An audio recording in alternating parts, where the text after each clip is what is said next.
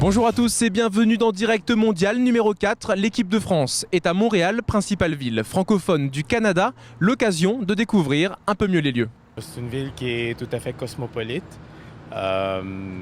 qui est bilingue. Multiculturel, beaucoup de choses à faire. Mouvementé. Ouais, beaucoup d'endroits pour tout le monde, toutes les sortes de monde. Pour t'amuser en masse. Beaucoup de parcs.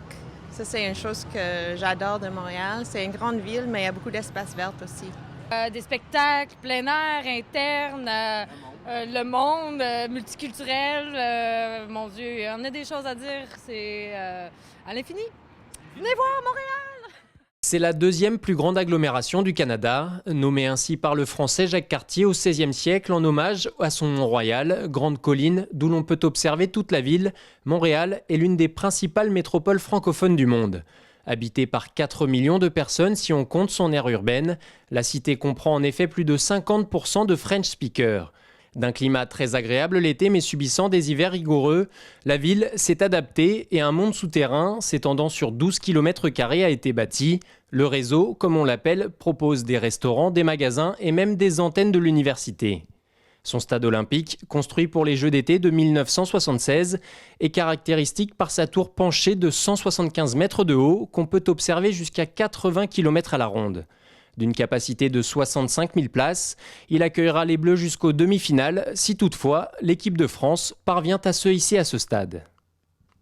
Les Bleus ont relevé la tête face au Mexique après des débuts compliqués. Toutefois, face à la Corée du Sud en huitième de finale, la tâche s'annonce difficile contre une équipe bien organisée. Réaction d'avant-match. On connaît un petit peu par rapport à leur culture une équipe asiatique qui est toujours à 10 000, qui va rien lâcher du début à la fin, qui est très hargneuse et je pense au niveau athlétique qui est vraiment pas mal. On a vu aussi quelques matchs, donc on sait qu'au niveau technique c'est bien aussi.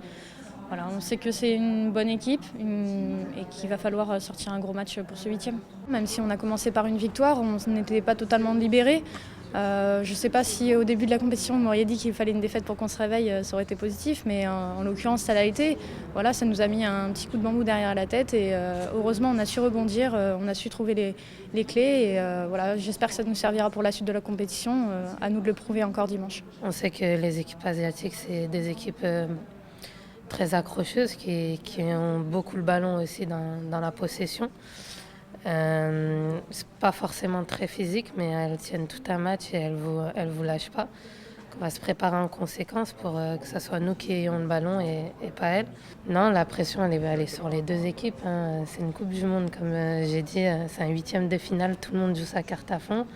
Ça se joue sur un match, donc faut vraiment pas passer à côté. Et après nous on sait qu'on est une nation aujourd'hui qui est attendue, on l'a vu. Donc on fait en fonction de ça et on commence à prendre l'habitude. Chaque match, on a envie de les gagner, mais c'est vrai qu'on se sent vraiment accueilli comme si on était un petit peu chez nous. Donc on sent qu'il y a une vraie ferveur autour de l'équipe de France et on espère que le public nous soutiendra jusqu'au bout. C'est une équipe qui lâche rien, qui est capable de jouer avec des passes courtes et de déplacer les joueuses facilement. Donc il faut, c'est un petit peu comme le Japon. Elles se déplacent, elles sont toujours en mouvement, elles sont un petit peu fatigantes, si on peut dire ça comme ça. Et il faut être patient. Il faut être capable de les déplacer et puis de marquer et d'être efficace. Elles ont fait match nul aux États-Unis fin mai. 0-0.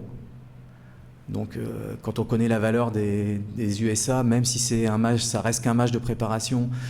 Donc elles ont fait un match nul aux États-Unis. Le message qu'on fera passer, c'est que quand on va justement présenter la Corée, c'est que la Corée, c'est un adversaire de qualité. Je crois qu'il ne faut pas se tromper et dire que la Corée est moins forte que le Mexique ou d'autres équipes. À 22h donc, les Bleus devront se sortir du piège coréen pour espérer rejoindre l'Allemagne en quart de finale.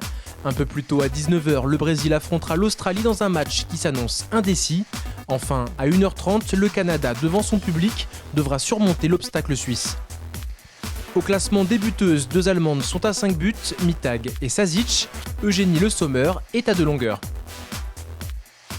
Voilà, Direct Mondial, c'est tout pour aujourd'hui. Merci de votre fidélité et de vos commentaires. À très vite sur FootDel TV et bien sûr, allez les Bleus!